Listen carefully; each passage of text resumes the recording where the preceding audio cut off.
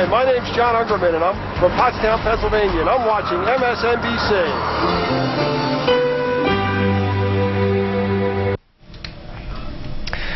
The women's soccer tournament has reached the quarterfinal stage. United States plays Japan, and Mia Hamm and the other girls of summer. It's win or go home. JP Telecamera and Lori Walker have the live call. As the knockout round begins, Lori, what can you look forward to today? Well, the United States needs to win or they're going to go home, and they know that. They've got to bring their A game. It starts with their fitness, their ability to make Japan run. As well, the United States needs to be more defensive, pressing, and rely on Hamm and Wambach to do their stuff in the attacking end. Good news, bad news for the United States. The good news, they are into the quarterfinals. The bad news, they've not played well at all getting to this stage. April Heinrichs is hoping that the best is to come starting today against a very good Japan squad. Starting lineup for the USA, there'll be some changes, but not in goal where Scurry rules again. Well, some exciting changes, JP, in the back line. Look at the left back. Brandi Chastain comes in. Her composure, her possession, as well as her leadership could be just what this U.S. defense needs to get jump started. And then, of course, in the midfield, we've been talking about this the whole tournament. Lindsay Tarpley gets her first Olympic start from Kalamazoo, Michigan. Her youthful energy and her enthusiasm, again, something the United States has been lacking. And then up top, again, Abby Wambach being reinserted after sitting out a yellow card suspension against Australia. Scurry will put it back into play. Gave up her first goal of this tournament in the 82nd minute against Australia. Hamm and Wambach pushing up. Hamm cuts it back, but the run was a bit off. Japan looking for it. Off a block there. That could have just as easily deflected right by the near post of Shannon Boxx right there.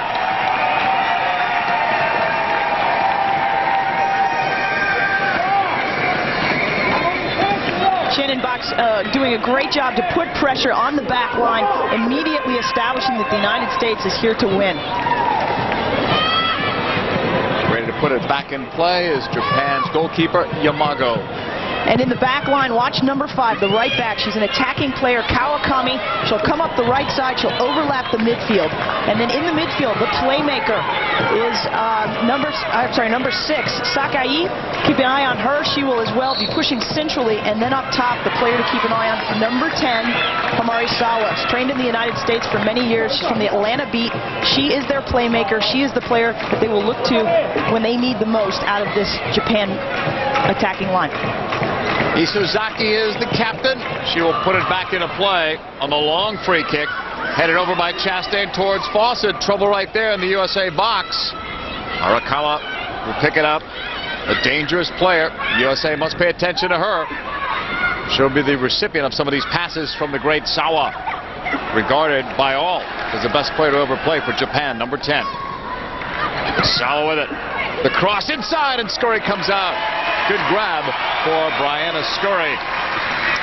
Scurry is such an intense goalkeeper, and for her to be able to make a save in the first 3 minutes is really going to help for her to establish her dominance and her presence. This is a difficult ball that comes in and it curls in behind the back line. Scurry does a nice job to come out and attack at the ball and getting herself in front of her own defense as well as the attacking player for Japan. Japan back in their own end off a block. And that'll roll back to Yamago. She'll put it back into play. USA has dominated against Japan. 16 games played. USA won the first 13, but the last 3 all low-scoring games that have ended up in ties. Japan is one of those nations that's closing the gap. Well, that's been one of the themes for this entire tournament, how the rest of the world has caught up with the United States. And Japan, when we saw them the last time in June in the U.S. in Louisville, what a fantastic team. They're very clean technically, and they have also stepped up their game physically, which in the past has been one of their downfalls. This is Hamm on the ball, playing it back. Cut off. Maruyama. Going up against her former Atlanta Beat teammate today, Scurry. The lead pass, Arakawa, and it's picked off by Joy Fawcett to Julie Foudy. They're the co-captains of this team. Foudy wears the captain's armband.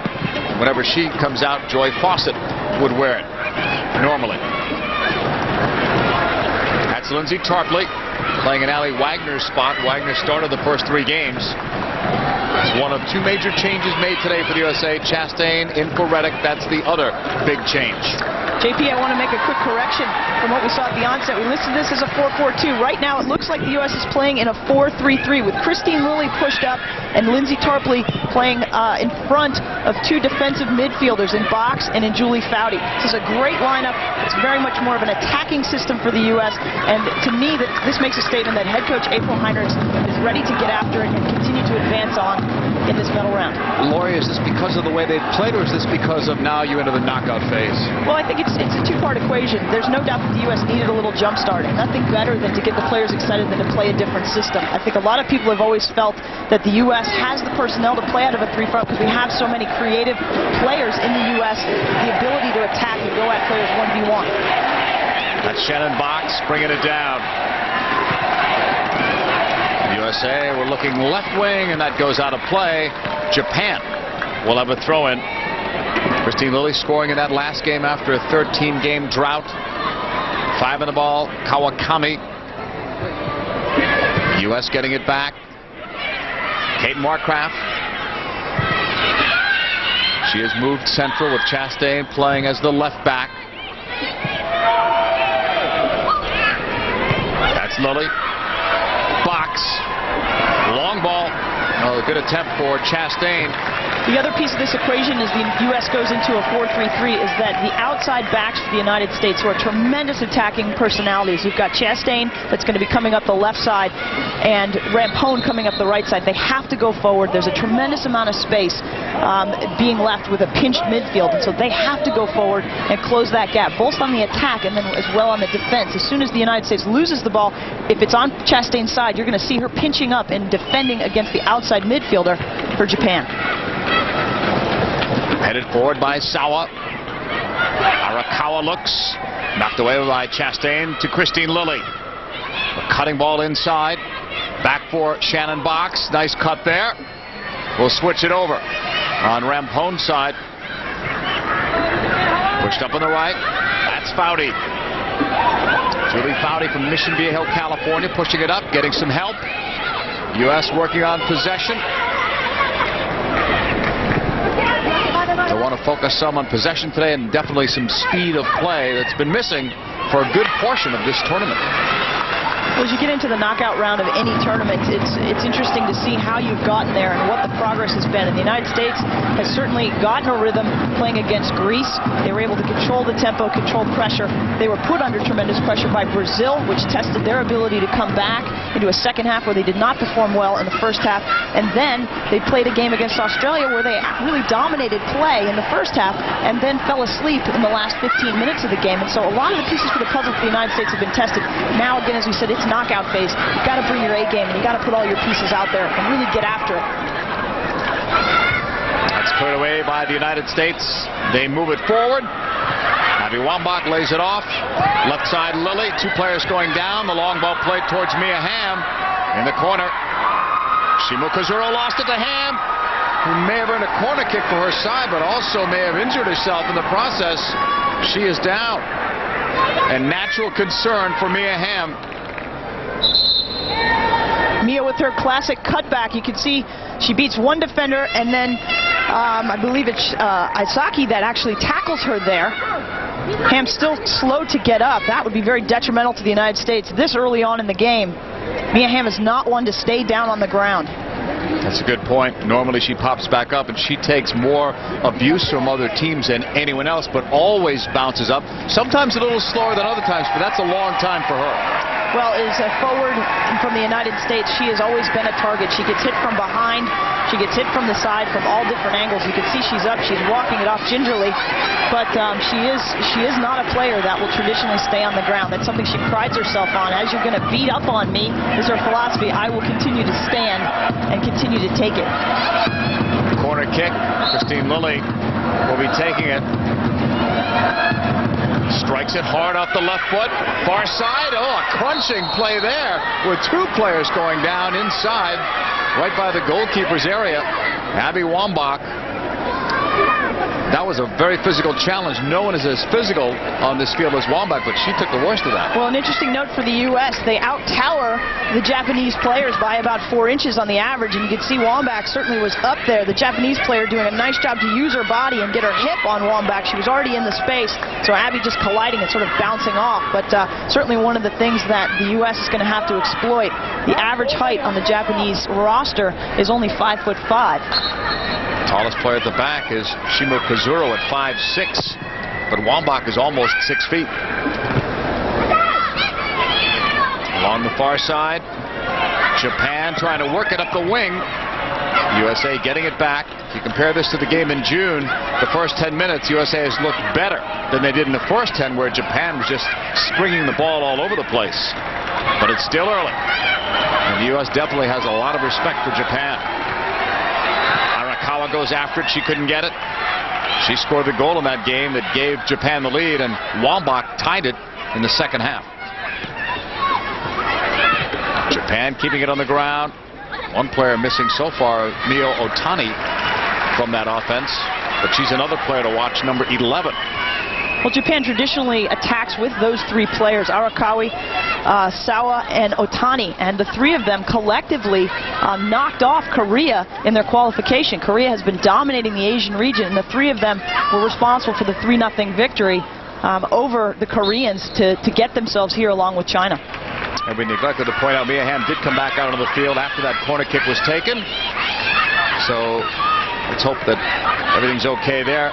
Hate to see anybody from either side leave the game because of injury. Brazil lost a couple of players to injury in that USA game, and other players have been hurt in this tournament on both the women's and the men's side. Markgraf. Long to the left, too far for Mia Hamm, but she applauded that effort. An interesting point to note with Markgraf moving to the inside, JP, her ability to serve a longer ball with her right foot and her left foot really could become a strength for the U.S. When she's out on the outside, when she's playing at the left back spot, she really has to rely just on her left foot. Her central position now allows her to go to both sides, and that is certainly one of her strengths. It's Chastain on the left. Her 180th international appearance. Settled by Lindsay Tarpley. Back for Shannon Boxx. Oh, what a cut that was. Boxx keeps it on the ground for Wambach. Sliding it left to Mia Hamm.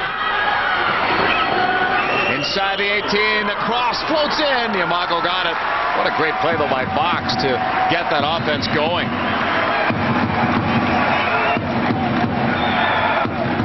Replay here again, getting end line. One of the things I've been critical of the United States, doing a nice job to fill those roles. You can see Wambach right there. I think Hamm's got to pull that ball back a little bit more towards the top of the penalty spot, and Wambach will have a better shot at that.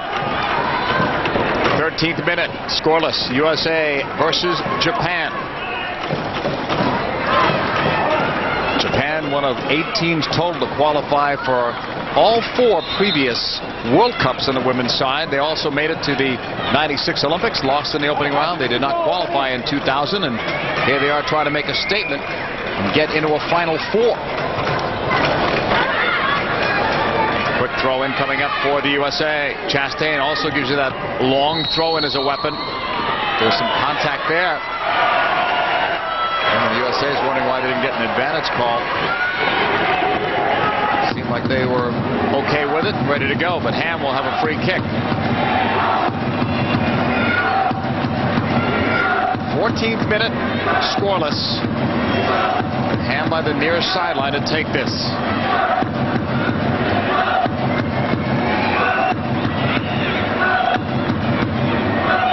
Waiting for the referee's whistle.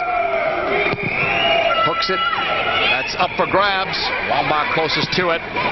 Boxx was trying to get to that, but Japan will deflect it out. Not quite the service that I think that Mia Hamm wants to hit there. What you try and do is bisect the space between where the goalkeeper's range is, which is usually about the top of the 6th, and what the defense is going to give you. Hamm hit that ball a little bit too far away from that space. Wambach had to actually come back for it. Wambach chasing this with Shimokozuru. Then the double team is there. Wambach using her strength. Won the ball freely. And now it's up for grabs again. Tarpley goes back to chase it down to Boxx. Japan converging on her. Switched over to the left. Chastain up from the left back spot. Brandi Chastain cutting, trying to go inside off the right foot, and she was blocked. Hamm sends it in, knotted down, wide. Good chance, though, for Lindsay Tarpley going into the seam while everybody else was tracking the bigger players. Well, some exciting things happening right here. Hamm having an opportunity to send this ball into the box. Tarpley was able to elevate herself over the Japanese defense, but didn't quite get her shoulders around to get that ball redirected back onto the face of the goal. Different look today for the USA with Chastain as the outside back because she's going forward much more than Markgraf was when she was on that side, and it's opening up some more space for the United States. Well, we've got to keep in mind as well, JP, that Brandi Chastain started her career back in '91 as a forward on the U.S. women's national team. That was when Anson Dorrance was the head coach.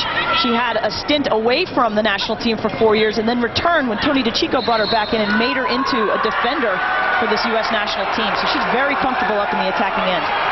Hamm says it should be a throw-in.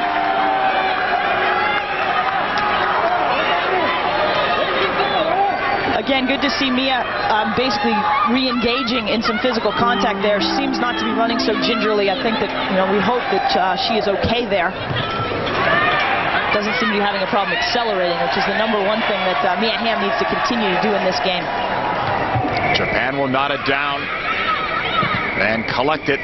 They've been unable to find their front runners today, and part of the reason, I would think, USA's had a lot of the possession here in the first 15-plus minutes. Well, there's so many things about this three-front system that fit in, and the other thing I think that's important to point out is Julie Foudy is now in the center of the field. This is where she is most comfortable. It's where she's played her whole life. You can see her head is constantly on a swivel, and her speed or lack of speed is not being exposed. This is where Julie Foudy can really be at her best. Certainly the U.S. needs that from their captain. Japan to the right side, and then the long ball. Kawakami has it blocked. Arakawa leaves it for Sawa. You've got to respect her speed and quickness on the ball, and the shooting ability as well, but that one was way out, and you're not going to beat Brianna Scurry from there. Sawa has been one of those players that's benefited from coming to the United States to play. She'll shoot from any angle. She'll use her right foot, her left foot. You can see the spin she gets on that ball. Pretty routine save for Brianna Scurry. And even though we talk about Sawa being more of a playmaker, internationally she's scored a goal in every 2 games she has played in. She's Japan's all-time leading goal scorer. Played upfield, and that's picked off. Sawa did not play in that 1-1 draw in Louisville earlier this summer, and still Japan looked very good on the ball. Arakawa goes after it. Fawcett knocked it away. Tarpley keeps it rolling towards Wambach. Japan have it covered, but they'll play it safe and clear it out instead of waiting to see if they can move that ball out on their own. 18th minute, scoreless. USA versus Japan in the quarterfinals. It's the knockout stage. Winner advances to take on the winner of Germany versus Nigeria. And for the loser, this will be it. Their final game of this Olympics. Julie Foudy working it up the field, has gone over now to this left sideline where she ran into a double team. And Mia Hamm says that's a corner kick. Second one for the U.S. Here's where they can be very dangerous with that height and physical advantage. Well, there's 2 players to keep an eye on, both stacked up on the back post. Shannon Boxx and, of course, then Abby Wambach. 19th minute, Hamm is ready to strike.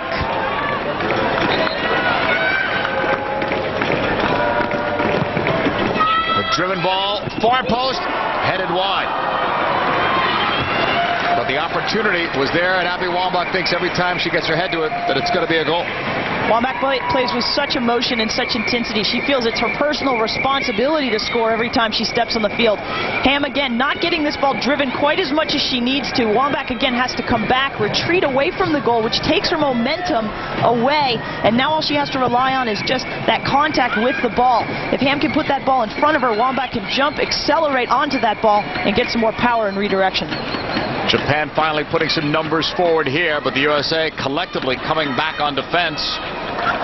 That's Yamamoto, number 7, able to cross it, but Brianna Scurry is right there.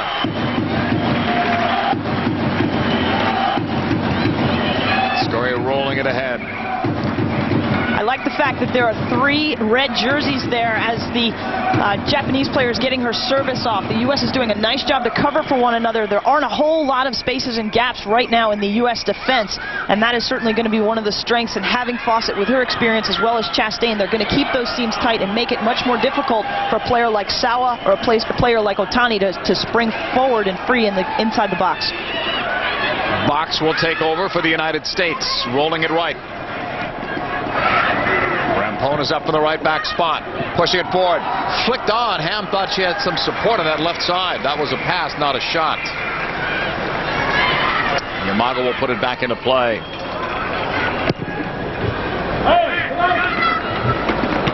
Way upfield, that was intended for Mio Otani. Markgraf slides over, and up the wing it goes. Finally out of play. Throw in for Japan in the 21st minute. That's Kawakami. 16 of these Japan players were involved in the last World Cup. 16 of 18 on this roster. Pushed ahead towards Hamm. One defender back. That's a dangerous ball back. Almost didn't have enough pace on it. Well, Yamago is an interesting goalkeeper to evaluate. She stands only at 5'6", but she drop kicks the ball about 70 yards, and as well as just very calm and confident with her feet. When I talked to Heinrichs, the head coach for the U.S., about Japan and their success, she claims that the Japanese team prides themselves on how many technical repetition training sessions they can have, and that's what makes them a special team. Mio Otani on the chase, and that's cleared away. Kawakami knocked away, out for a throw-in for Japan.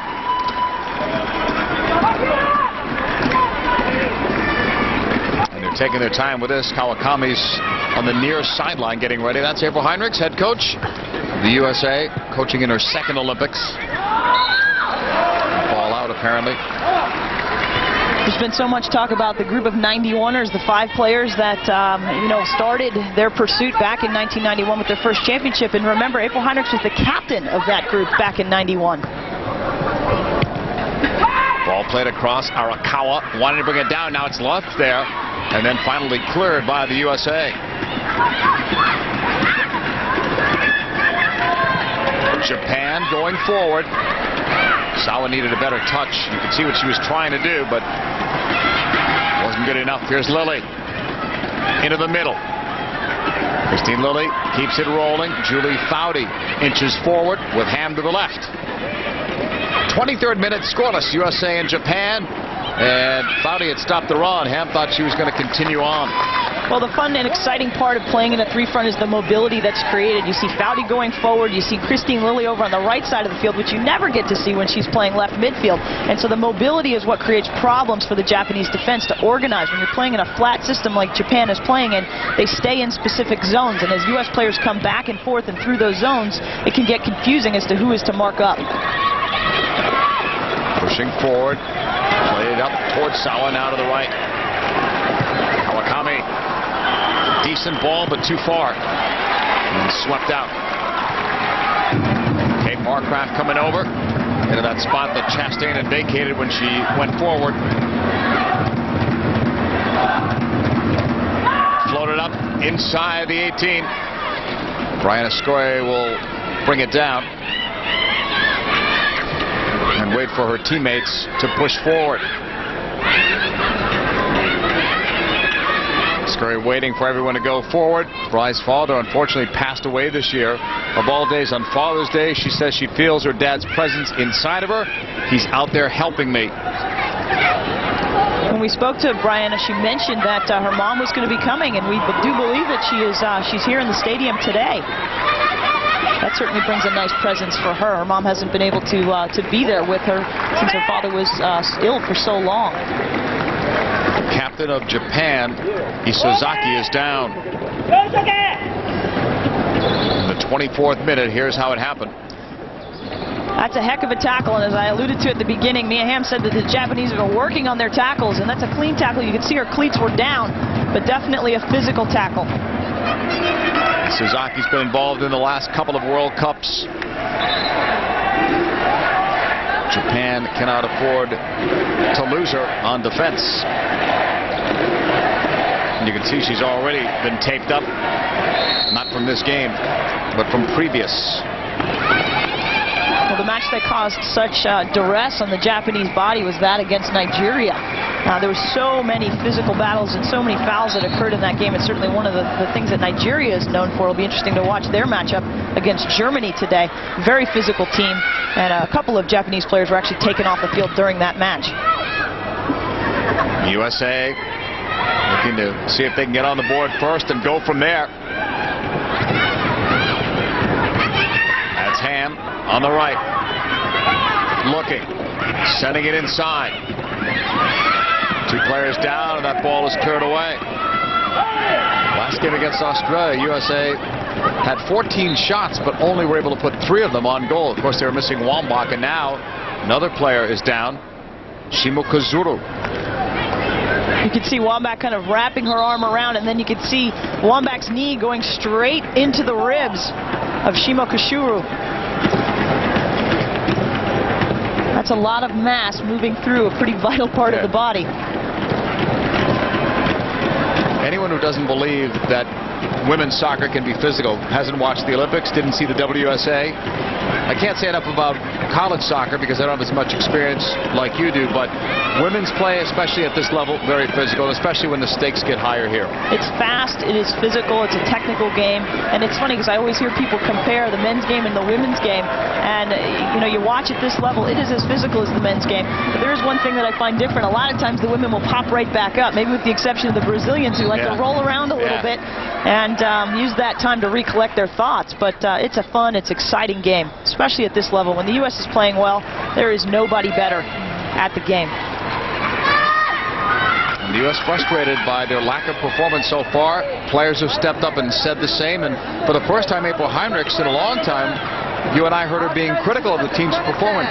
She said that she was disappointed in their performance, and normally they look at silver linings in there and say, well, this was better than they thought it would be, and something else was a positive, but we didn't hear positive things coming out of the last game. Well, this is a team that has a history of success. Over 13 years, JP, they've finished in the top 3 of every major world tournament. For some of the players, this is kind of like ho-hum. We've been here, we've done this before. And so to have 4 players on the field for the U.S. with fresh legs, as well as have Tarpley and her energy and her excitement, Brandy Chastain certainly not getting a minute yet in this game, it's going to bring some elements of fire back to the U.S. squad.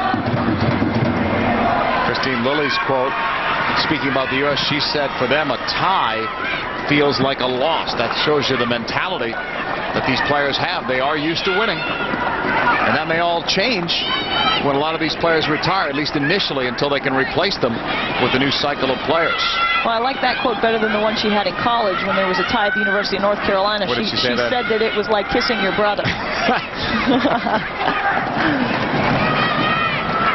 Out of the back. Markgraf will go long, 28th minute. Japan, tough on that tackle. Push back. Shimokozuru to the left. Yano lost it there to Wambach, and then she loses. Got it right back. Wambach with a look up. Brought down. Play continues. Talk about Japan offensively, but defensively they have also come a long way over the last few years. Arakawa running against 5 USA players right now. Laid it off. The return pass was cut off. That was a challenge. Osawa tried to beat 4 players with that pass. On the left side, Yamamoto going inside and just missing. What a chance there. Had Mio Otani been able to get her head to that ball cleanly. Otani's not a name that you've been saying very often, JP, but she's a very dangerous player. What she does well is she sits in that gap between the outside back and the center back, and as the ball comes through, she times her run to stay in an onside position. Not anything that a center back or an outside backer is going to be able to do to stop her if she hits that hole with perfect timing. That's a player that scored a hat-trick, 3 goals against Argentina in the last World Cup in 8 minutes. Hamm on the chase. Near the end line, stops, makes a nice play out of it, then it's blocked. She wanted a handball, but that was not intentional, or it didn't appear to be anyway. And it's cleared back upfield. Foul there on the U.S. 30th 30th minute, scoreless in the knockout stage. This is a great place for Kate Markgraf to come forward and continue to send a message to the Japanese team, especially Otani. I am in your back pocket, and look at where this foul occurred. Kate Markgraf playing center back for the U.S., making that foul, committing that foul on the other side of the midline. The U.S. is being much more aggressive in this match than they have in the last three. On the quick throw-in, knocked back to the right side. Kawakami by the corner flag. U.S. will give up a corner. That went off Chastain. Not what she wanted to do. That's the first corner kick for Japan. The last time that I had a chance to watch Japan, they played with short corners, so keep an eye on that. They know they can't battle the U.S. in the air, and so they sometimes will send two to try and get a change of the point and create a shot from a higher spot instead of just serving the box into Scurry and into all of these taller players. We'll see what Yamamoto does. She's one of those veterans from the last World Cup team. No one coming over for a short one as it goes over. Headed up by the USA. And out of danger somewhat anyway. Settled back by Kawakami. The deflected ball goes out for a throw-in.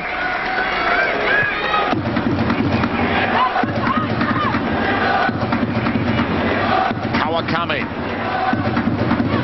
Sawa. Back for Kawakami. Flag went up on that near sideline from the referee's assistant. A nice job here by the U.S. back line. Not exactly sure what's being called there. I believe that the call was offsides. Well, but it's shouldn't have been offsides. Brandi Chastain was certainly in that space, and now it looks like that might have been a foul against the U.S. as they try and sort this out.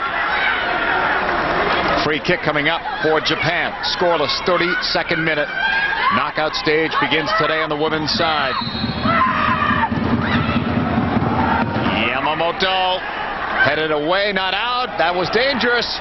And then blocked by Abby Wambach. USA needed a better clearance than they got initially. Yano sending it forward. Scurry punched it out, but the whistle had sounded. Flag was up from the near sideline of the 32nd minute. One of the most impressive parts of the Japanese attack is their ability to serve a long ball. The pace, the timing, and the accuracy of it is phenomenal. I haven't seen much of that because the U.S. has put so much pressure on the Japanese outside midfielders that they haven't had the time and space. But when we watched them in Louisville, that was certainly one of the things that they were able to exploit against this U.S. back line. So keep an eye on that. If the U.S. stops defending as well as they are and allows Japan to get off that service. Chastain to the left for Hamm. Driving it across, right side. Foudy has some help. Rampone leads it. Foudy makes the long run to the end line, but Japan lets that one go out. They know it's their ball and the goal kick.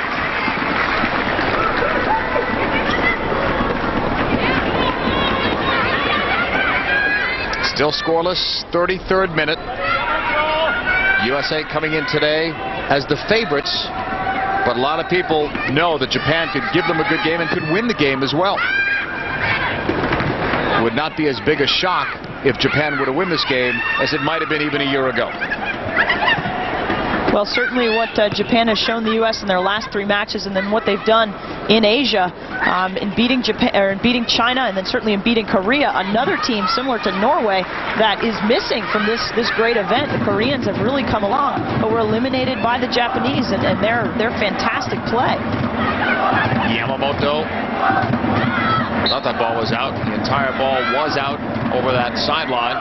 So it'll be the USA's ball on a throw-in. 34th minute.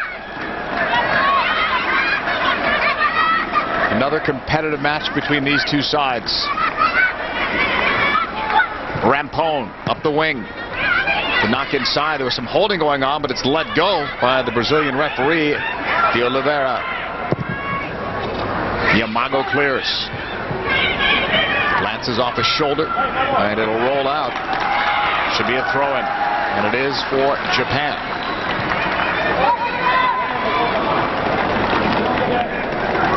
JP, other than Homari Sawa, the rest of the Japanese players are not professional soccer players. They have jobs that they go to and they work the 9-to-5 shift, and then they have to get together and try and put this national team together. And so, again, it's amazing what this team has done in such a short period of time, the sacrifices that these young women have had to make.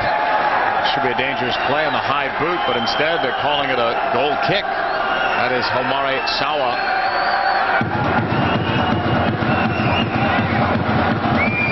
That was in the face. We've seen that a lot in this tournament. I was watching the game against Nigeria just yesterday, and that's been happening a lot. And I'm very surprised that the officials are not calling this in that tournament. That has to start being called for. There's always that question: was there intent? I don't think that Chastain was trying to hit her in the face with her boot, but that has to be something the referees start cracking down on. Agreed. In both games, men's side, women's side. Quick throw in for Japan. Nearly 35 minutes gone in this scoreless first half. The winner advances to play the winner of Germany versus Nigeria in a semifinal. And for the loser, the Olympics are over. Kawakami goes long. Arakawa's after it. Headed away by the U.S., not out of danger. A great example, though, JP, of that ball I was talking about.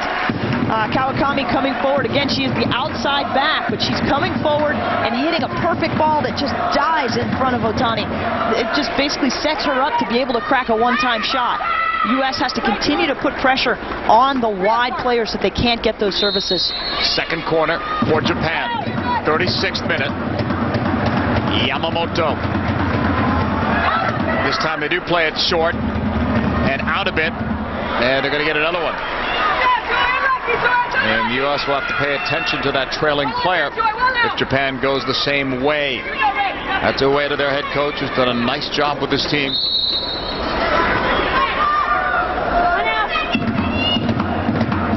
Set for the third corner again. Yamamoto, she's taken them all. She'll hook it over. Arakawa got to it, comes back out. Quick flick, went wide. Not a bad effort, though, for Japan on that set piece. I think it's a good example of Japan inserting their confidence and saying, hey, we're going to serve the U.S. Boxx. Yes, you might be taller and stronger, but we're going to try and play at your game as well.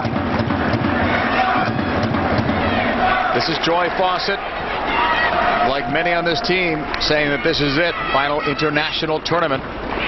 So a loss here for the USA means more than Japan losing. Not only would the USA be out of the Olympics, but it would be the last international tournament for many players, including Mia Hamm. That would be the real significance of this for those players to end their careers this way. That's how much is at stake here. On that right side, it's broken up. Japan collects it. Shimokozuru at the wing. U.S. knocks that one down. Foudy picked off. She'll try it again. Julie Foudy will hold to Boxx, then push back to Fawcett.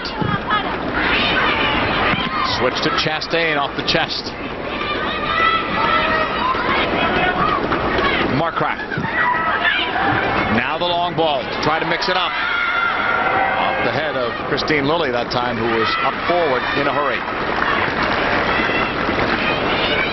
U.S. showing a variety of ways to try and get the attack. With the backs knocking the ball around left to right, and Markgraf being able to serve that long ball. A good way to try and test the ability of Lilly to get in from a wider position and as well stretch out the defense of Japan. 38 minutes gone. Scoreless first half. Intended for Lilly. USA picking it up with Chastain, look up, and then the long pass toward Wambach. Headed toward goal. Yamago stops that at the end line. Wambach, remember, goals in 16 of her last 17 games. Sat out the last game due to the 2 yellow cards, but is back and rested, ready to go. Rested is not what the USA is. They've only had 2 days off between games. Japan has had 5 days off. That's another one of those injustices in the system where you're playing with 10 teams. The unbalanced schedule. The difference between 1 and 2 days off is fairly insignificant, Yeah. but the difference between 3 and 5 days is just tremendous. And certainly that's going to be something to watch late in the game. Especially with an older team, and the USA is older. Japan will settle. Sent long. Fawcett over there with Sawa. Both players go down, and then the foul. And it goes against Sawa. Fawcett has such tremendous awareness. All she's trying to do is stay close enough to the ball here and just let it go over the end line for a goal kick. Amari Sawa doing a nice job to continue to put pressure on her and try and keep that ball in the attacking end. Fawcett has held up well despite some recent back problems. And remember, she, like Brandy Chastain, each 36 years of age. Markgraf out of the back. 40th minute, Rampone. That one's broken up on the side. Yamamoto looks long for Arakawa. Fawcett has that. Christy Rampone on the wing. Found Foudy open. Quick touch back is blocked. U.S. almost recovers. Now they do. Then Wambach gets called. Japan had numbers back. Japan is doing a nice job of keeping players around Abby Wambach. I think I just counted 5 white shirts surrounding her, and that means that somebody else has to be wide open, and the U.S. having an ability to move that ball a little quicker from one side to the other, find the open players such as a Brandy Chastain on the weak side is going to be important. Sawa to the left. Yamamoto step over. Rampone will clear it, but it will go out for a Japan throw-in.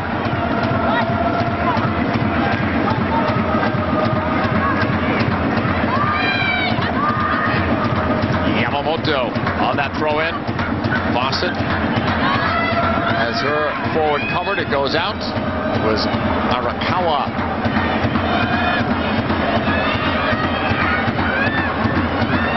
Watch here as this ball goes over the line. It's always fun to try and plead with the referee. It went off of that player. It went off of this player. Try and teach that a little bit more at the youth game to kind of fake that, even if it didn't go off of your leg. Try and take advantage and get a corner in that situation. Japan will play it back to Yamago. The chase is on. Yamago was forced almost into a mistake there.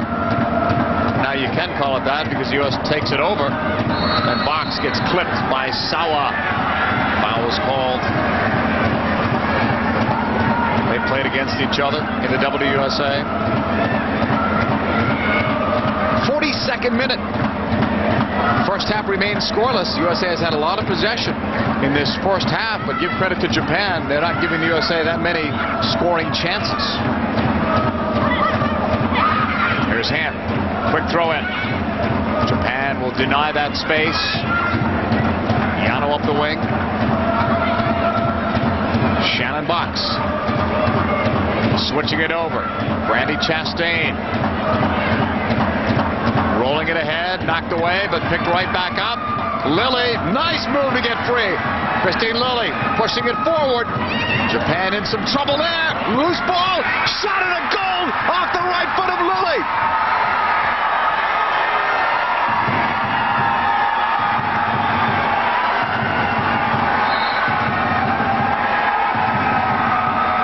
She just never quit. Lilly 2 for 2 in her last 2 games. This is what Lindsay Tarpley brings to the U.S. Continues to work for this ball, continues to challenge the goalkeeper. Lilly, the right place at the right time, does a nice job to finish with her right foot. Tarpley just trying to avoid being in front, but certainly great effort by Lindsay Tarpley to continue to challenge Yamago, the goalkeeper for Japan. Her 97th international goal. After not scoring in 13 straight games, she has scored in back-to-back games, and that's a rarity for her. She is predominantly left-footed, but smart enough there to know, don't waste time, don't bring it back on the left foot. Get it with the foot that was right there. That was the right, and it's a 1-0 USA lead right before the half.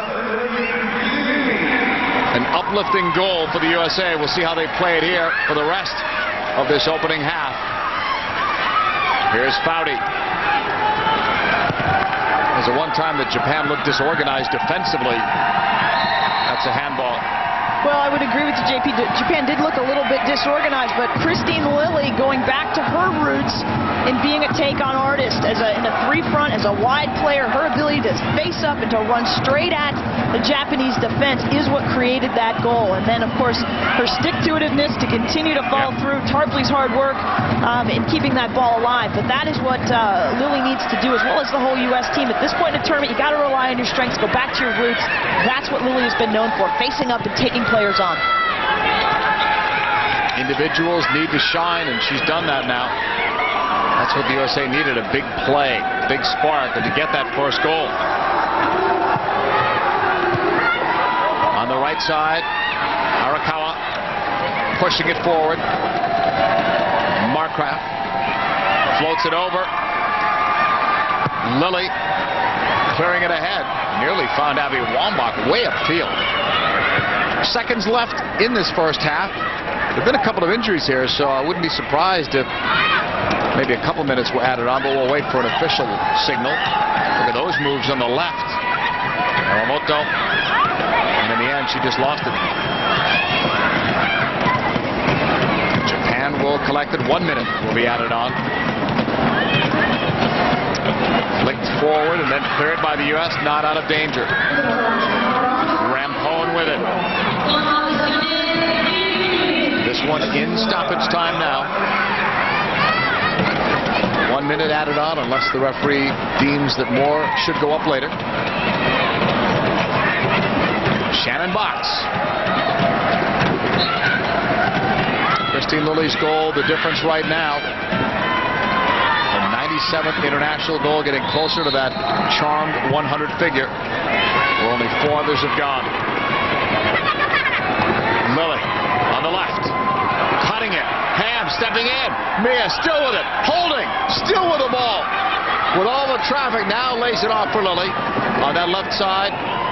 She didn't succeed there, but again, she tried to take on that outside back, and we're seeing her do more of that here. And a rare yellow card for Christine Lilly.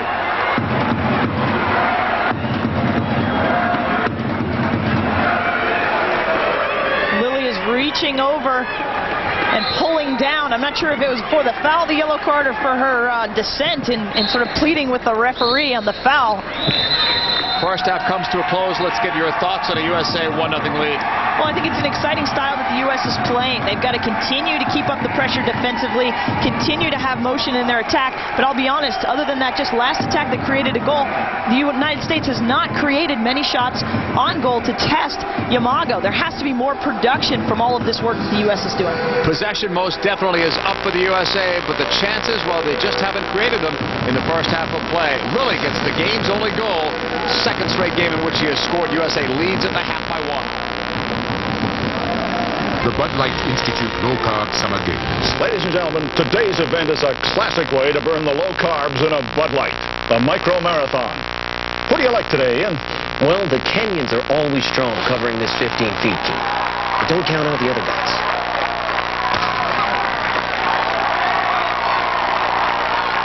Wow, I couldn't tell who won, Ian. They're all winners, Keith. They're all winners. Fresh, smooth, real. Bud Light, it's all here. Commercial-free coverage is brought to you by Bud Light.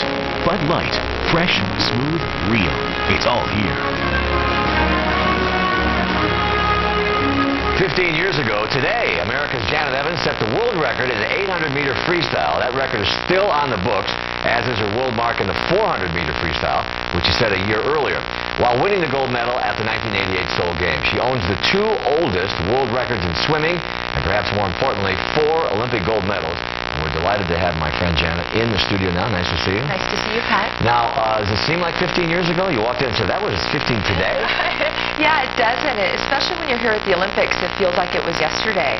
So I retired 8 years ago, and it hasn't seemed that long, and I just really want to jump back in the pool and make a comeback just for these 2 weeks. Yeah, why not? Yeah, I know. Well, it sounds good now. There's always Beijing. Yeah. You know, this whole thing about owning a record, you know, you think about Phelps and Spitz, and I wonder if Mark wondered if his record was going to be broken. Do you fret about that? I mean, or do you lie and say, well, it's an honor to be chased after?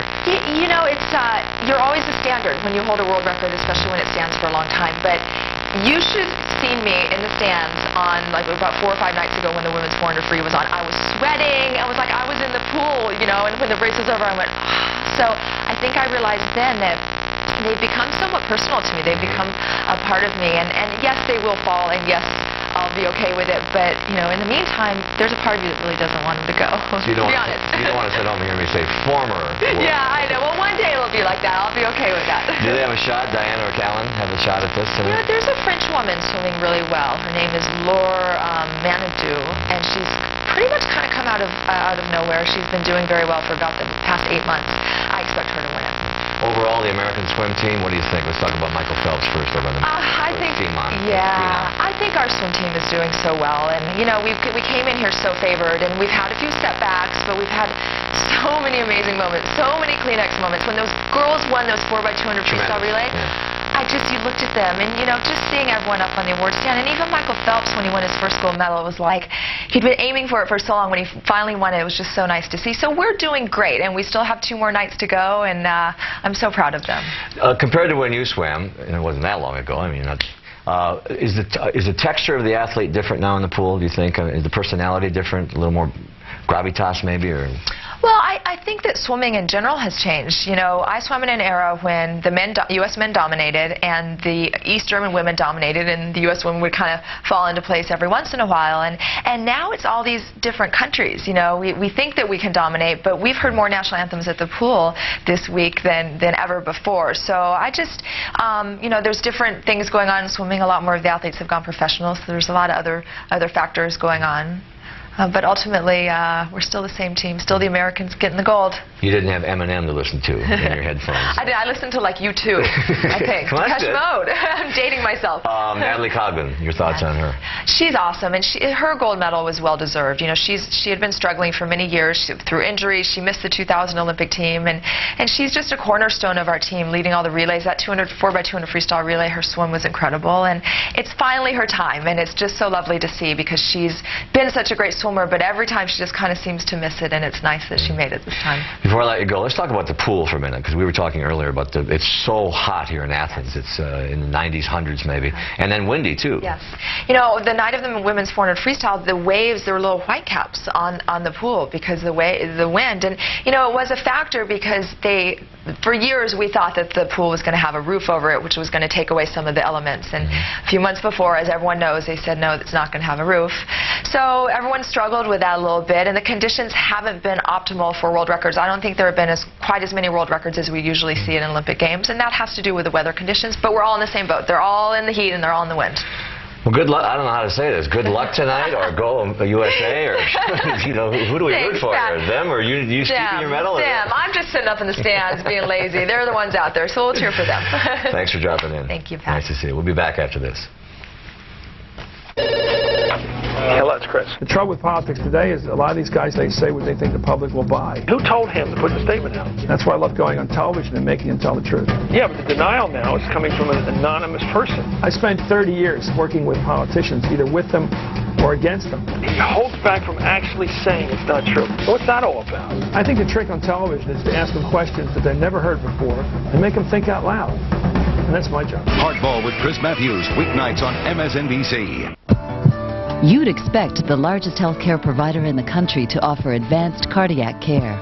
You may not expect it to be right in your neighborhood. But that's exactly where you'll find HCA-affiliated hospitals and the highest level of cardiac diagnostics and treatment. It's everything you need for a strong, healthy heart. And it's all so close to home. Any closer, and it'd be considered a house call. HCA-affiliated hospitals. Far ahead, close to home. How far does your internet connection reach? With Roadrunner Speed Zone, you might be surprised where you can get online. How about while you're waiting for your car? From your PDA on the road? You bet. Poolside at your apartment complex? Oh yeah. So if you want wireless broadband access away from home, log on to Roadrunner Speed Zone. It's way faster than the average hotspot, and you don't have to be a Roadrunner customer to use it. Speed Zone is fast, simple, and secure. Experience Wi-Fi with Roadrunner Speed Zone, your virtual wireless broadband connection.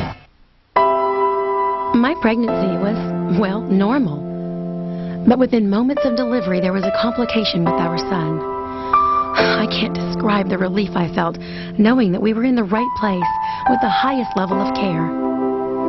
He wasn't in the neonatal ICU for long before he was okay. And now? Now he's perfect. The Women's Hospital of Texas offers board-certified neonatologists in-house around the clock.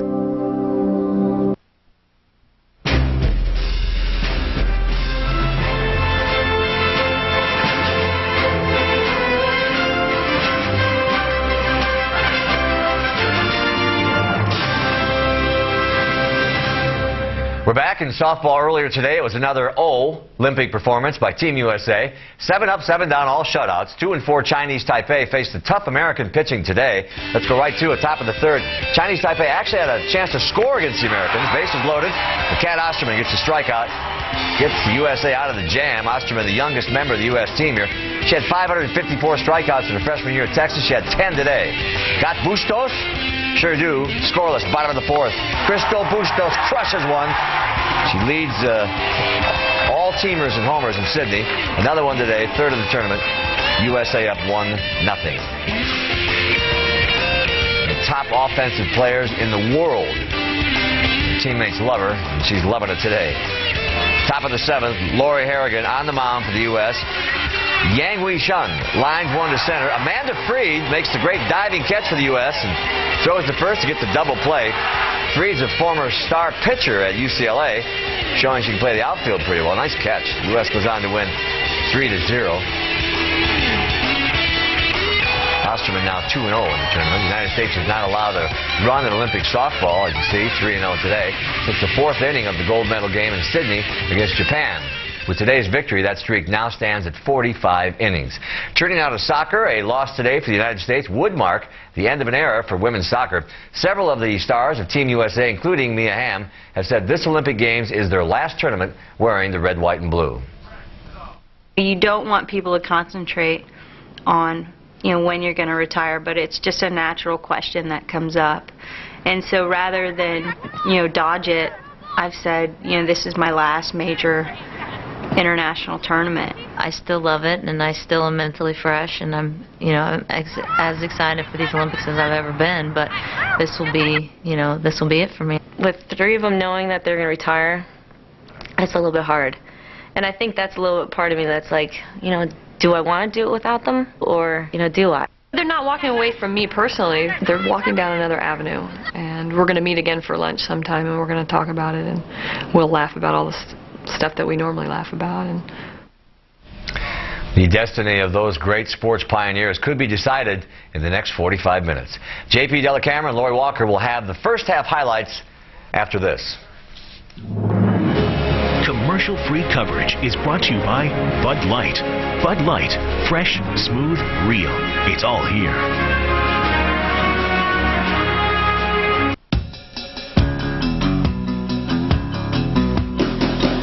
Always fresh. Always refreshing.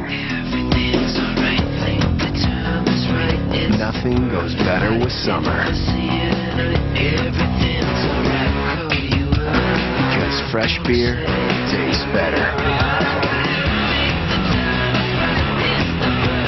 Fresh, smooth, real. It's all here. Welcome back. At halftime, USA leads Japan as the knockout round begins on the women's side today. The difference in this game is just a Christine Lilly goal. We have highlights from the first 45 minutes of play.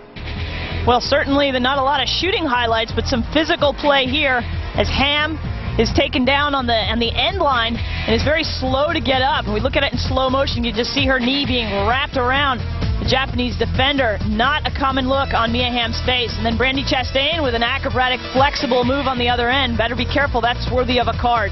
Christine Lilly doing what she does best, taking on the entire back line.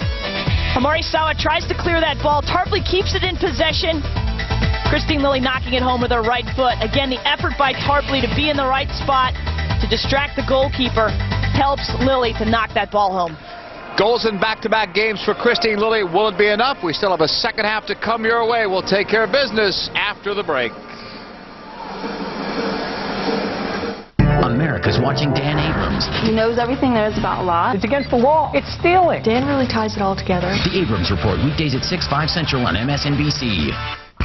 Deep inside the city that never sleeps is a place where only the brave will enter. For behind these doors is the force that decides who will survive and who's fired. Did you miss me? The Apprentice is back in business. NBC Thursday, September 9th. What you doing, dear? Shopping for the grandkids. Get Roadrunner high-speed online and bring shopping to life. Wow, that downloads fast. Woo! Get all the speed you need for enhanced online shopping. In fact, you'll go up to twice as fast as SBC's standard package. Roadrunner makes shopping easy. Just don't spoil them.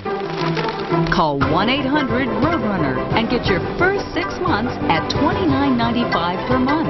With Roadrunner, your world is always on. Another great product from Time Warner Cable.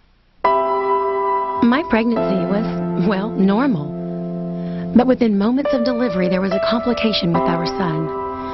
I can't describe the relief I felt, knowing that we were in the right place with the highest level of care. He wasn't in the neonatal ICU for long before he was okay. And now, now he's perfect. The Women's Hospital of Texas offers board-certified neonatologists in-house around the clock. Welcome to a place where adrenaline is always on tap and action is the special of the day, where picture postcards come to life and the good times roll, whether you're getting intense or getting intense. Welcome to the Colorado Outdoor Adventure, the perfect vacation whether you're into extreme sports, extreme luxury, or any extreme in between. Plan your Colorado Outdoor Adventure today. Log on to Colorado.com or call 1-800-COLORADO for a free vacation guide. And we are back and getting ready to start the second half, USA versus Japan. We'll see if there are any changes made or if the tactics, Lori Walker, will change here for the second half of play as we go back to the Christine Lilly goal. Well, Lilly doing, again, such a great job of taking on, and then the U.S. continuing to crash the goal here with 3 players in and around the action. Lilly following her shot, finishing it, certainly went into an open net. Important to note, I think that the changes that April Heinrichs made at the onset have really helped the U.S. in having Chastain help to maintain possession out of the back line, putting Markgraf centrally, and her ability to spray some balls has really added to the U.S. attack as well as solidifying the defense. Tarpley has done a nice job in coming in, certainly with her enthusiasm, her mobility, and her ability just to kind of stay involved and engaged at a higher spot. But 1-0 is not certainly a lead that the U.S. can sit back on. They've got to continue to press and continue to stay involved in their defensive structure. One change has been made. Yasuyo Yamagishi, who started the first 2 games, has come on in replace of Kyoko Iano. So that's the one difference here. As the second half is underway, Japan's in white, USA in the red shirts and the blue shorts. Winner advances to play the winner of Germany versus Nigeria. And for the loser, the Olympics are over. Throw in for Japan. Remember, different scenario. If this game is tied at the end of regulation, you're talking about 30 minutes of overtime, 2 15s, no more golden goal, no more silver goal. So if it's tied after 90, you go on and play 30 minutes, then penalty kicks to decide it if it were still tied. We're a long way from discussing anything further about that. But at this point, 1-0 USA. Headed up and wide of goal. Abby Wambach, again, a target in the air. Chastain coming forward and having a great service here to Wambach. She has become such a target. Abby Wambach, everyone in the world knows her ability to head, and you can see consistently that defenders are going to tie her up and not allow her to get that extra step and get her shoulders in front of the defender to have an open shot at the net. Arakawa missed it. Picked up. Sawa from Sakai to the right. Some room for Kawakami. The U.S. backs it up. Christine Lilly, but does that ball out? Randy Chastain is as puzzled as we are. It is Japan's ball and the free kick. So that eliminates the ball was out theory.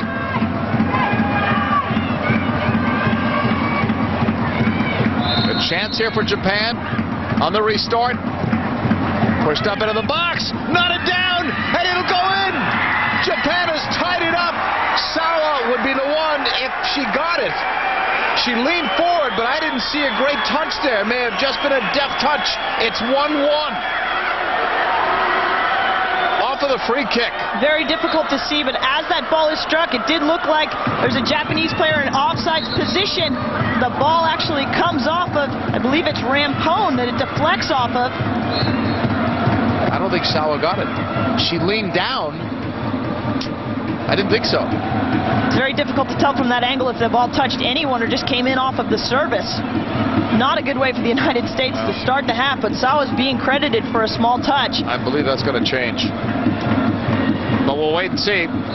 It didn't look like she touched it, so they may make a change on it. But now it's 1-1. Different game now. U.S. scored late in the first half for momentum. Japan now gets momentum by scoring a goal this early in the second half. Well, and Sawa, as we said at the onset of the program, is the leader of this team, and for her to be the one that's in that space causing the havoc, causing the confusion, that doesn't surprise me. She will continue to try and rally her team, and knowing that the U.S. is vulnerable late in the game is what they've shown in these opening rounds. The U.S. has to put 90 minutes of good soccer together, and that's not a good way to start off the half. World Feed coverage continuing from Thessaloniki. Here's another look at the goal. Fantastic service, and it does it. It looks like it did deflect off of someone. Whether it was Sawa or it was Rampone, we'll have to wait and see how that's credited at the end of this game.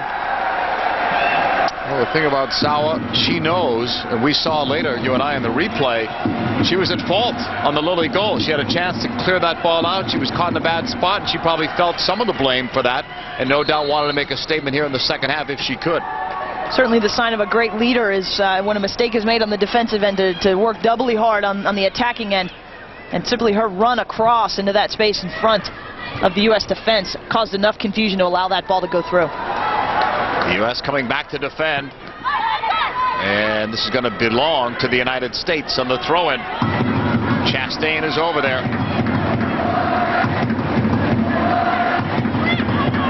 Brandy with a long throw. Japan collecting it back. Arakawa, nice move to slip by Joy Fawcett. Quick shot taken was wide of Brian Scurry.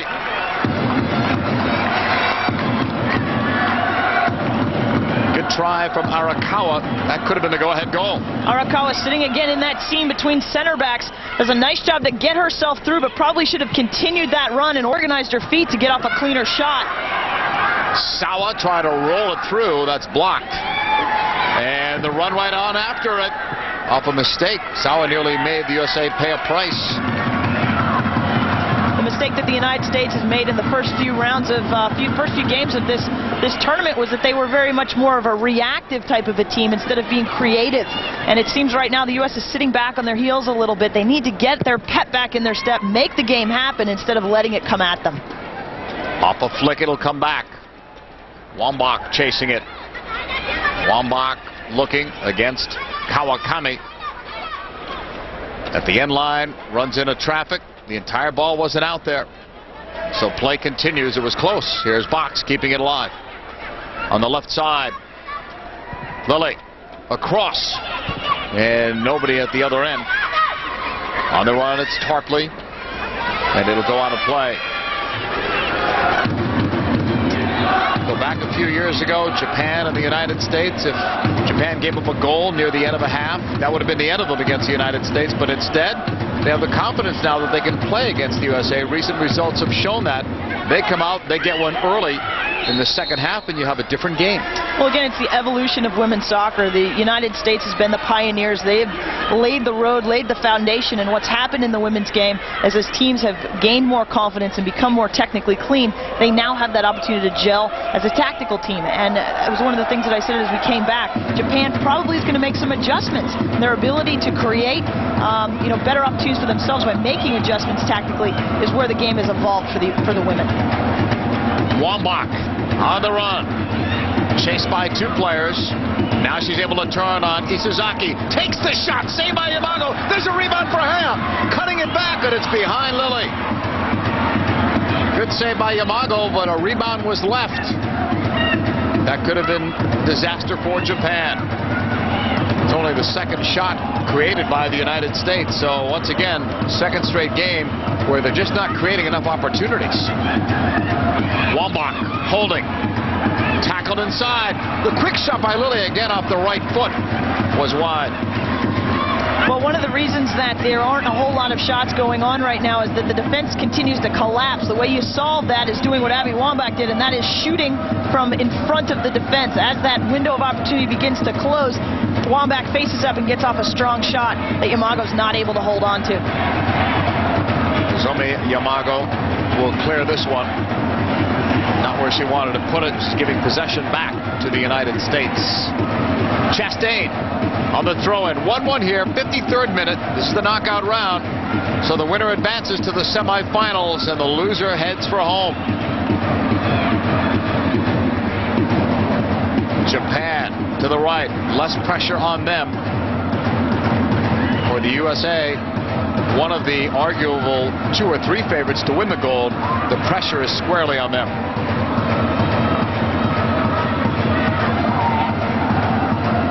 Sawa to the right. Sakai's pass. Now the cross. They were looking to return it to Sawa, but Japan came out with some energy here in the second half, and certainly that goal has uplifted their confidence in their overall play.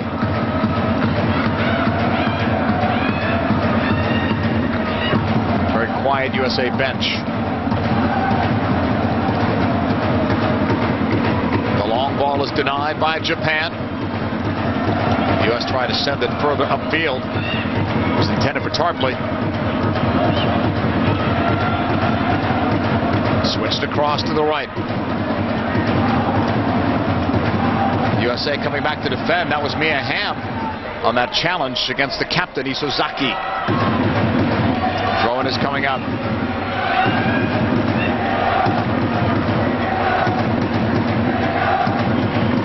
USA won. Japan won. 55th minute. First day of the quarterfinals on the women's side. The winner of this game takes on the winner of Germany versus Nigeria, and obviously Germany, coming in as the #1 ranked team in the women's game, is the favorite in that one. Had a chance to watch Germany play a couple of their matches, JP, and for those wondering at home, is Germany all that? They are a very solid team. Tactically, they're doing some fun and exciting changes into how they're playing a 4-4-2 as well. Big, strong, physical, but technically clean, physically strong, and there's just so many components to the German side. And they're led by Birgit Prinz, who is the leading goal scorer in this Olympic tournament, and now the all-time Olympic goal-scoring leader. 5 goals in this tournament, 8 total. 56th minute, Japan on the ball. Worked up the sideline, USA getting it. Boxx, back to Markgraf. Into the middle, that's Joy Fawcett. Long ball from Joy Fawcett, headed forward by Hamm. Try to spring Wambach. Try to get her on a one-on-one. Yamago will put it back into play.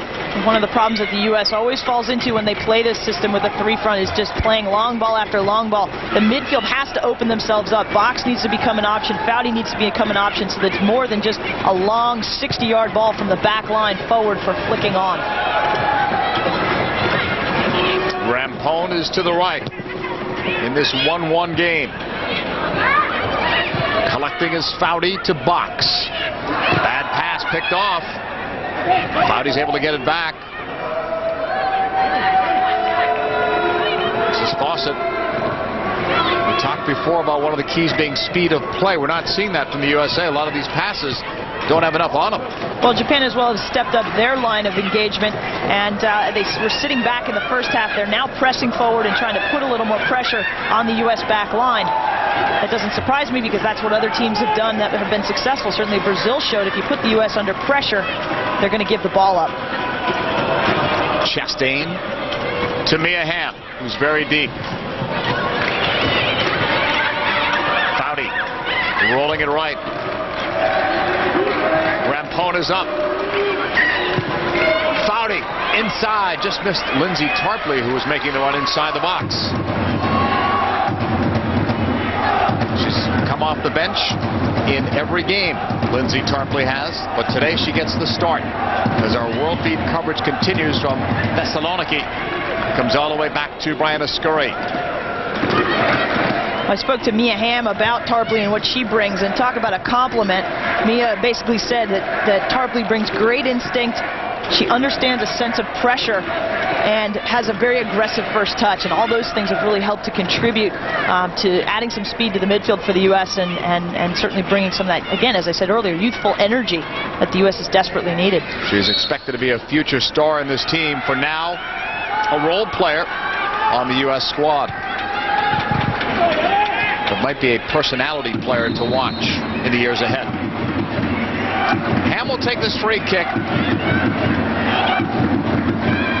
Long ball inside, no flag. Here's Shannon Boxx with the keeper out, the net's empty, and Wambach knocks it in. There was no flag up. USA has a 2-1 lead.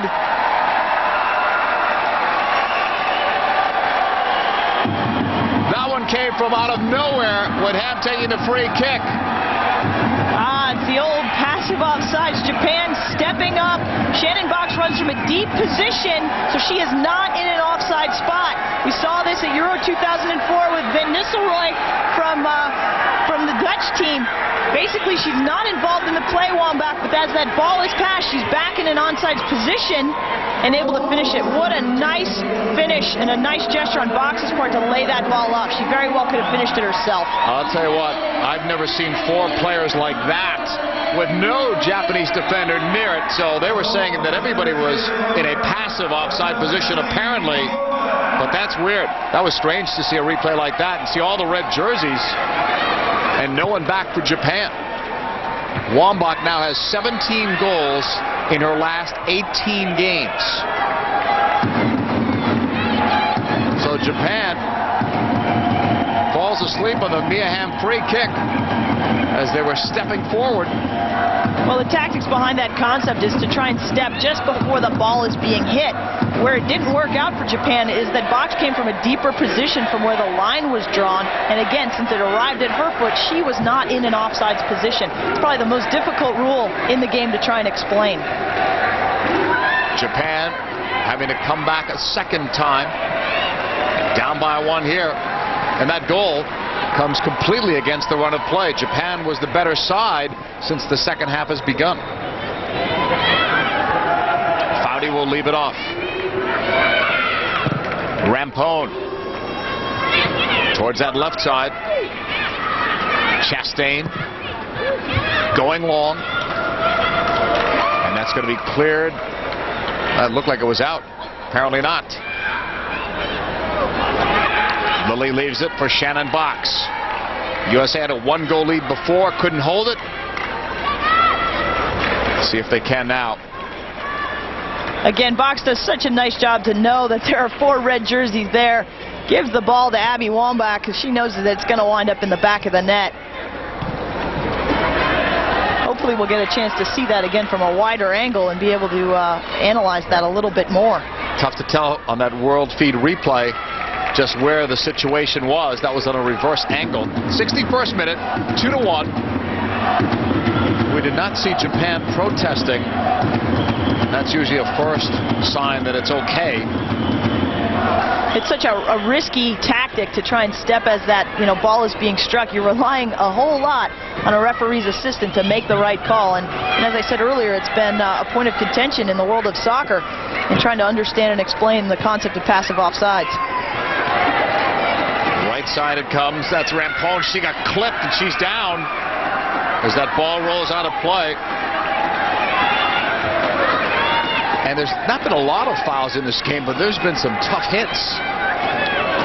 So I don't want to say it's an overly physical game, but no cheap fouls, if you will.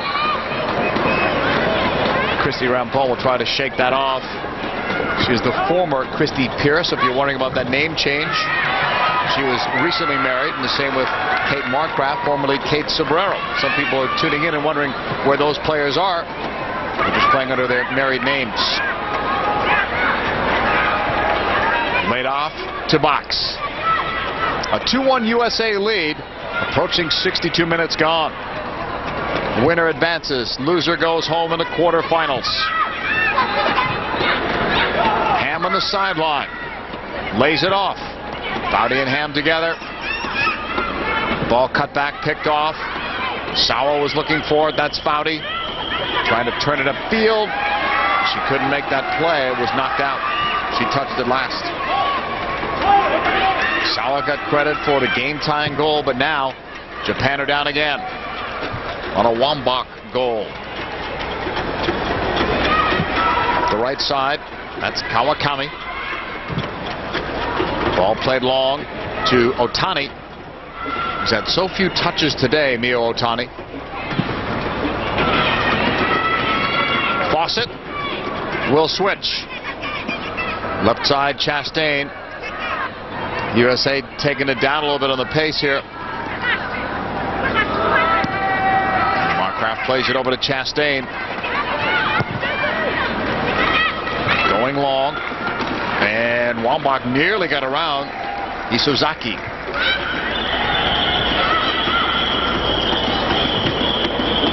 Up the wing it goes. Arakawa played it back. Off a deflection, Japan will keep it alive on the wing. Going longer to Arakawa. Ball out of play again. Another throw-in for Japan. 64th minute. Still a lot of time left in this.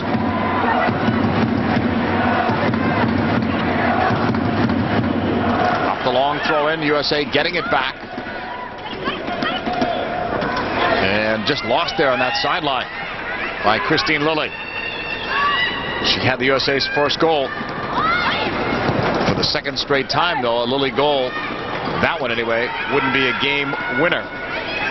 Last game, Australia came back to tie, and in this game, so did Japan. Right now, the go-ahead goal belongs to Wambach.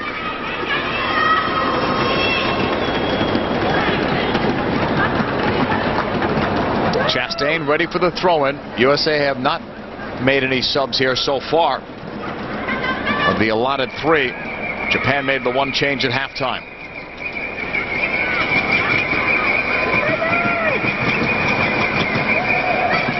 The U.S. getting it back.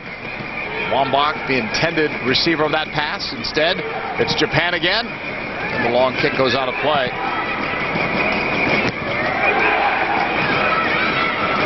U.S. on the ball, playing it back.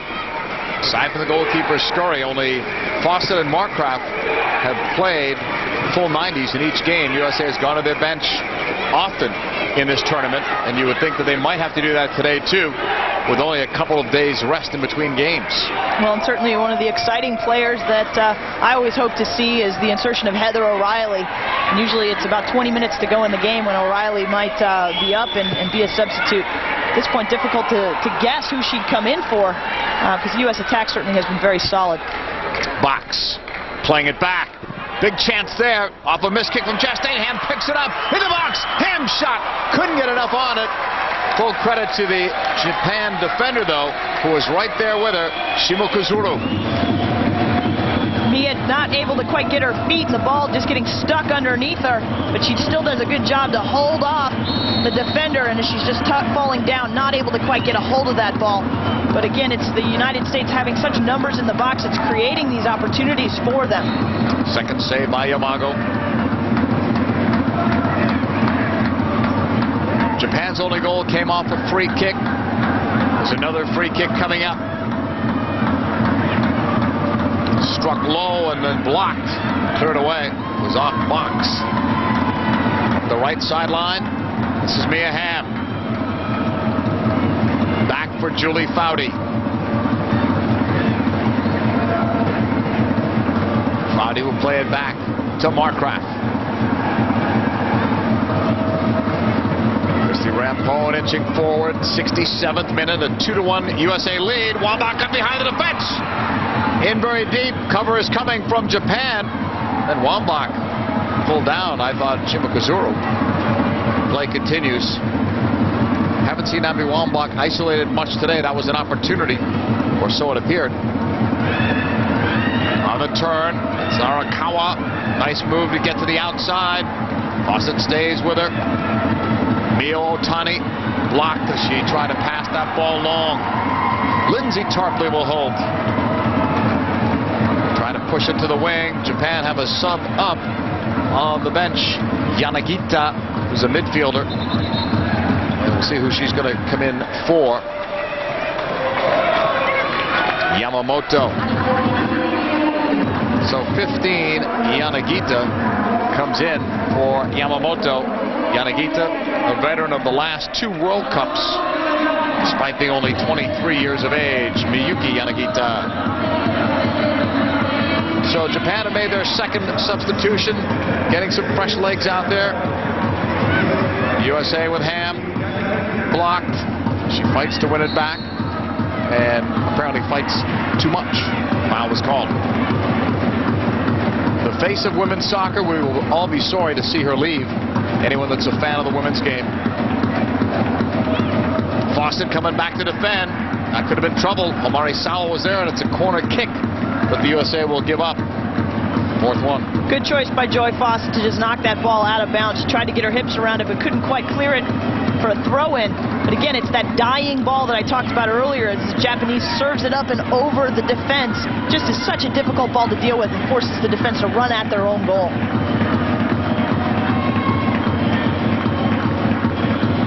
Yamagishi will take it.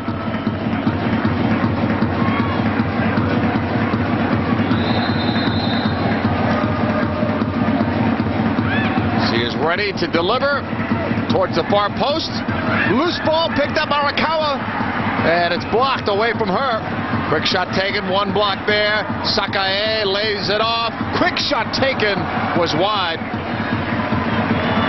USA were fortunate there with that ball hanging around for what appeared to be a very long time. Well, these are the small things the United States has to continue to do well. Number 15, Yangita, who just was inserted into the game, wide open at the top of the box, cannot be allowed to serve that ball and have an opportunity on goal by herself. Fawcett will push forward. By our count, Japan out shooting the USA 6-5. As that ball rolls out for a USA throw-in, 70th minute.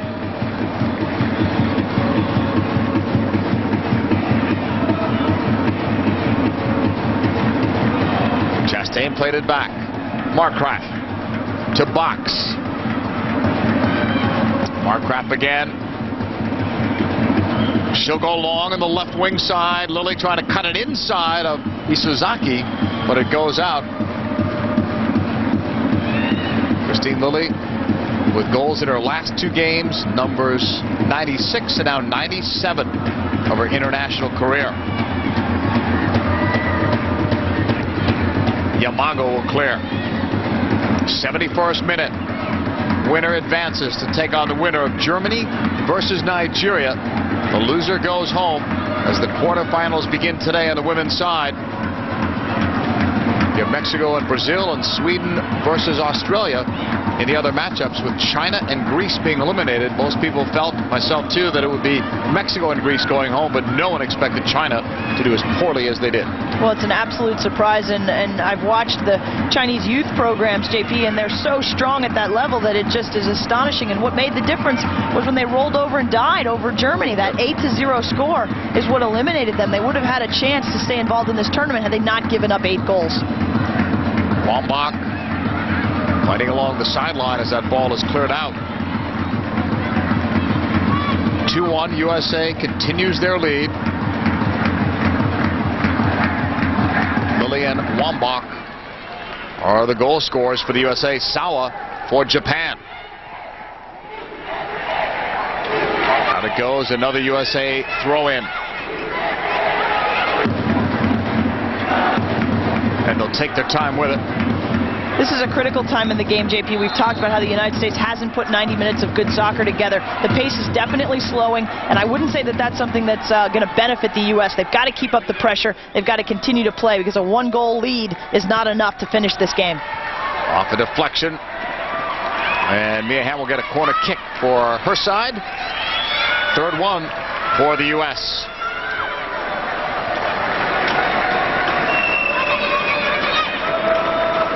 Japan communicating. Need to make sure everybody's marked up.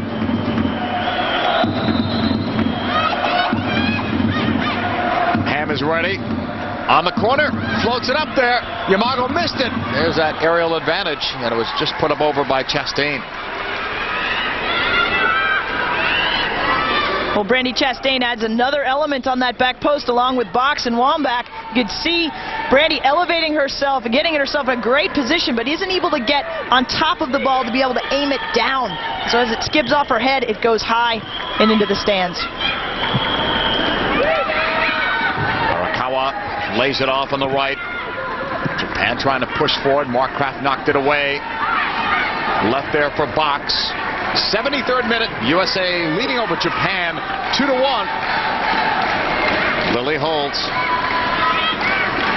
Back of the halfway line. Chastain. For Christine Lilly. Intended for Tarpley. Tarpley is broken up. Intercepted. That's Fawcett. Hamm. Hooks it ahead. Lilly and Wambach are there. Lilly's tackled it, has it tackled away from her. Isozaki was over there, knocked out a play for a throw-in.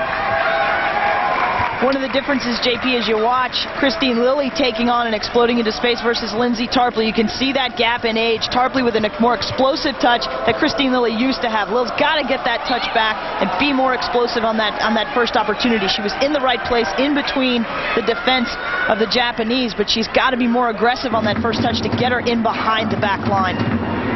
Kawakami's throw-in. Foul on Shannon Boxx.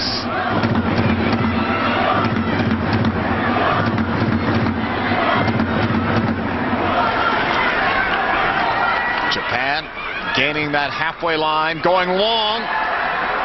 Mio Otani with 3 USA players back defending, and it's won easily by Rampone. To the side for Lilly. Julie Foudy. And all the way back to Chastain. Brandi trying to play it up the wing. That's a giveaway. Arakawa running at the heart of the USA defense, did well to shield that ball. Now Japan will play it wide. Long run, Rampone was over there. Same with Yangita. Rampone had the better angle, wouldn't let her through.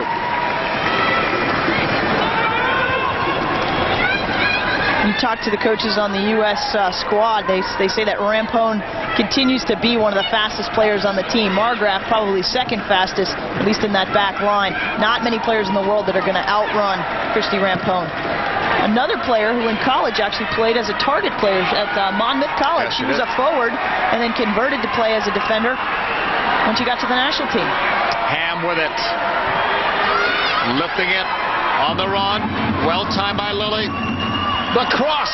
She had Wambach open, but it was deflected. Miyamoto will hold. She was the player injured against Nigeria, but able to play today. Rampone in the 76th minute. Fawcett up the middle. Foudy keeps it rolling. Right side, Lilly. Hooks it off the left foot. Hamm bringing it down. Almost cut around. Tarpley picks up. Quick shot. Good idea. Before the Japan defense could get settled, but it's right at goal. Well, again, there's very nice possession for the United States in the attacking end, and Tarpley finds herself in a great spot here. Doesn't quite get a hold of the ball. Isn't certainly not dangerous. If she had taken another touch and been a little more explosive to get in behind that line, might have been able to finish that ball. But one of the things that continues to be missing from this U.S. attack is a slashing run high. Lilly had an opportunity to play that ball sooner, and the United States is going to need to be a little more sophisticated as they continue to move along in this tournament. And having a slashing run come across the face of that defense. Maruyama will come in. Kawakami will come out. So Japan have used their 3 subs.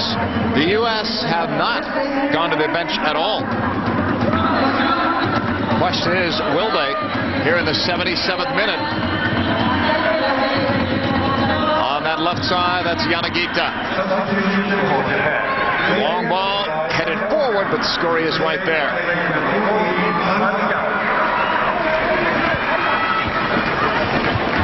There's a couple schools of thoughts about substitution. Obviously, the tournament has been long. The U.S. has played an extra game, but things are clicking right now. You always have that concern as a coach. If you make a change, is that going to disrupt rhythm? There isn't a player necessarily right now for the United States that needs to come off the field.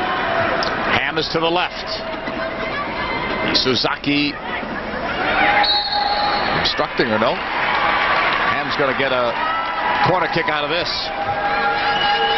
Fourth one for the United States in the 78th minute.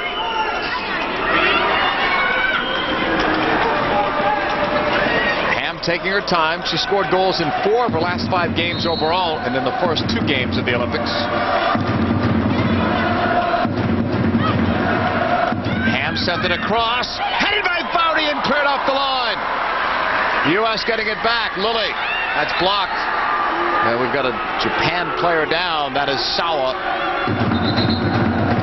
who recently overcame knee problems. Julie Foudy in a great spot here and wide open, finding herself in this seam. Does a nice job to organize her shoulders. Certainly better than the last game against Australia where she missed an open goal. And you can see the foul there on Sawa, not the player that the Japanese want having an injury at this point. And the training staff will come out and take a look at Homari Sawa. She's their playmaker, their best goal scorer. And if Japan is going to come back in this game, one would think she would be the catalyst. Well, Tom Stone, formerly the head coach of the Atlanta Beat, is the coach that brought Sawa over, and she played with the Denver Diamonds for a long time before the WUSA started up. And certainly it was always fun to talk to Tom about Sawa and the pieces that she would bring to the puzzle for the Atlanta Beat. When she wasn't on the field, he felt that the creativity was really lost. You know, when she first got hit by Lilly, everybody was looking down at the knee because that's where she's had problems, but she's holding her right shoulder. It was a tough landing for her. And they've already used their 3 subs, so if she is hurt and could not come back and play, Japan would have to play a player down for the final 10-plus minutes. But knowing Sawa, she will try to get back out there, obviously. Sakai plays it to the right. Japan will go long. Look out here as Scurry comes out. Way off her line, reading the play. Julie Foudy with it. 80th minute.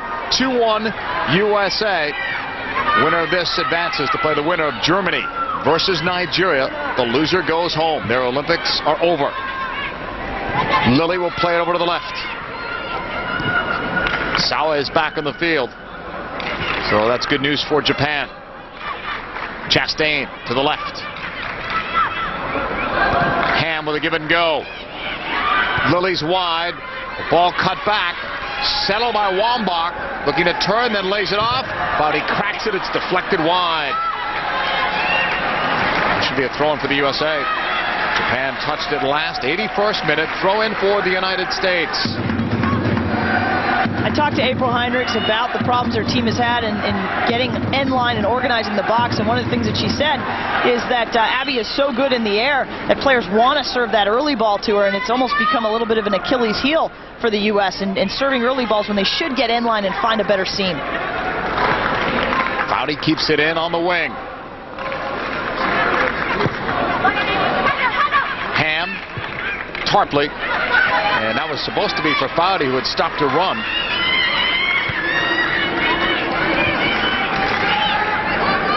Yamago will put it back into play.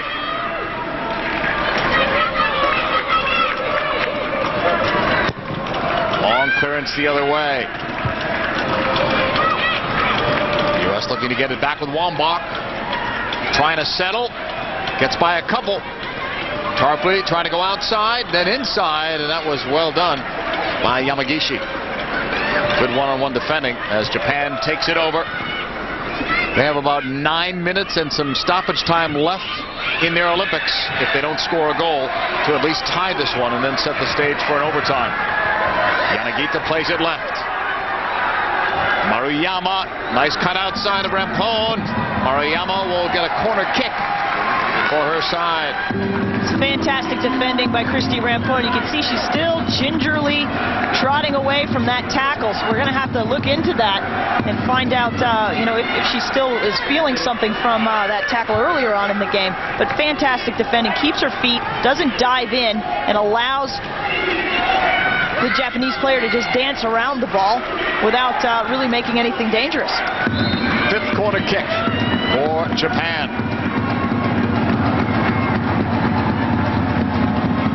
Yangita sends it over. There's a chance. Tell you what, she was open. Japan found the open player, but Shimokozuru couldn't knock it home or even put it on the frame of goal where maybe there would have been a rebound.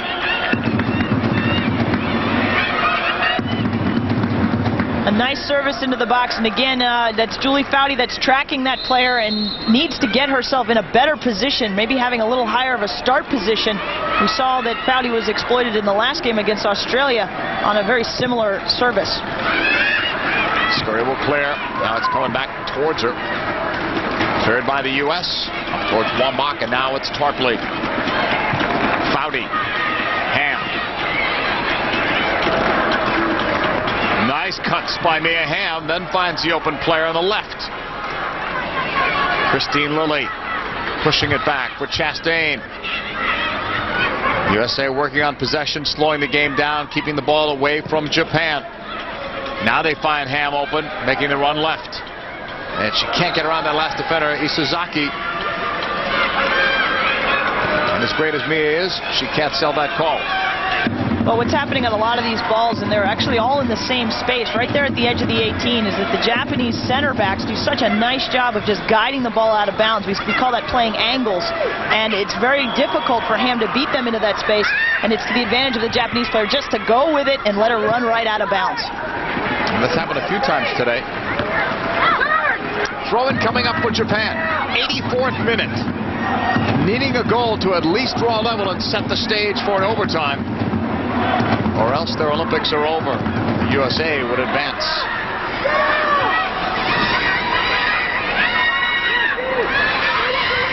Japan moving it slowly to the halfway line. Arakawa. That one's broken up. Floated over towards Wambach. Yamago's way out. It's the first time she's gone that far away from goal or anywhere near it. Maruyama tackled away by Foudy. U.S. gets it back with Fawcett. Wambach lays it off. Foudy holds. Driven long, and Yamago's right there at the edge of the box.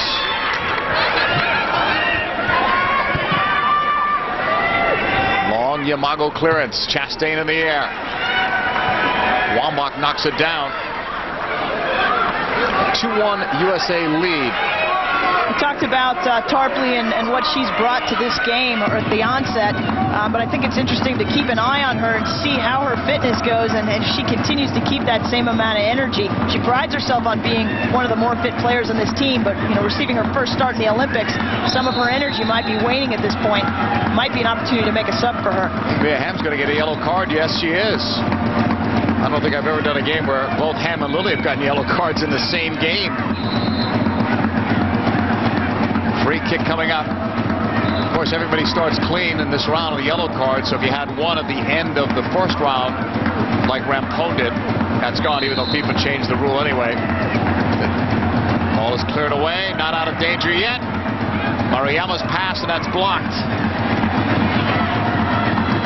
A 2-1 lead for the United States as our World Feed coverage continues from Thessaloniki.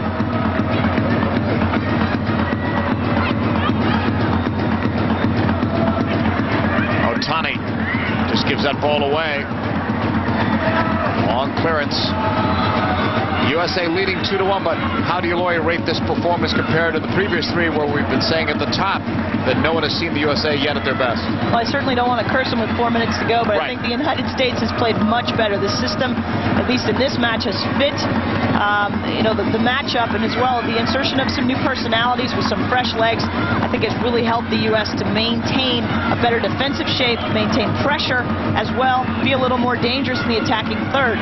I think there's more to see from the United States as the game goes on, as the tournament goes on. I think that there's more that the U.S. can do in being creative in the attacking third, but they've certainly done enough to receive a win today.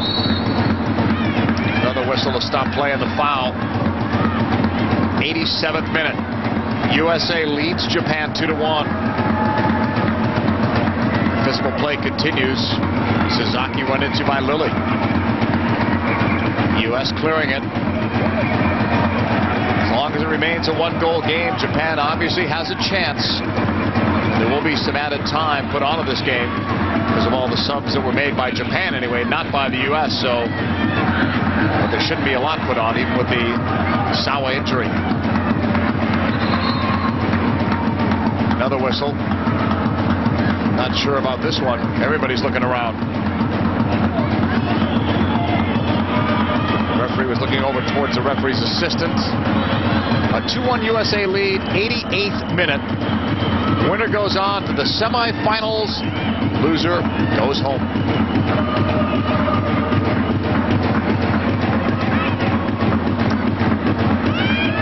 USA will take their time on the throw-in. Will waste as much as they can without getting caution. That's cleared away by Japan. Arakawa still dangerous at any time in the game, even the late stages, maybe especially in the late stages. Throw in Chastain in the 89th minute. Wambach with the go-ahead goal, which might turn out to be the game winner. But there's still time left. Rampone to Foudy. Being pressured, lost it there. Foudy fights to get it back. Maruyama won it instead. Plays it up the left wing sideline. And that's going to be too far. That time Japan's quickness came back to haunt them. It's too quick. I said this at the beginning of the game, JP. The U.S. has to play into their strengths, and I think that they have done that in running this Japanese side. Not using any substitutions, I think, again, shows confidence in their fitness level, in their strength as a unit. There wasn't really a player that really looked or appeared to be struggling, and so I think it was the right choice by Heinrichs not to make a substitution to break up that rhythm. The U.S. looks strong in this system, but the question is going to be, can they play this system against a Germany or a Nigeria in the next game? On the long ball, that's knocked down. Hamm will go after it. Off a deflection. Homari Sawa with it. This game is in the 90th minute. There will be some stoppage time put on. And Japan need one goal to at least get this to overtime, or the Olympics for them are over.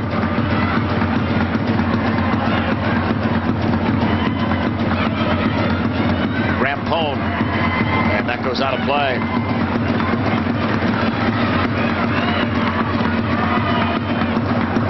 Up later on MSNBC, we will have for you the Germany-Nigeria game. The winner of this game awaits the winner of Germany-Nigeria. Right now it's the USA, but they're putting 3 minutes on, which is interesting. I would have thought they might have done that in the first half. In the second half, Sawa was injured, but not that long.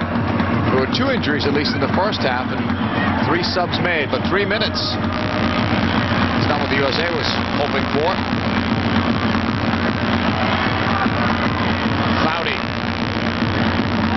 Playing it forward. Wambach. USA has to just gut it out for the next 3 minutes, and they'll be on their way to the semifinals and possibly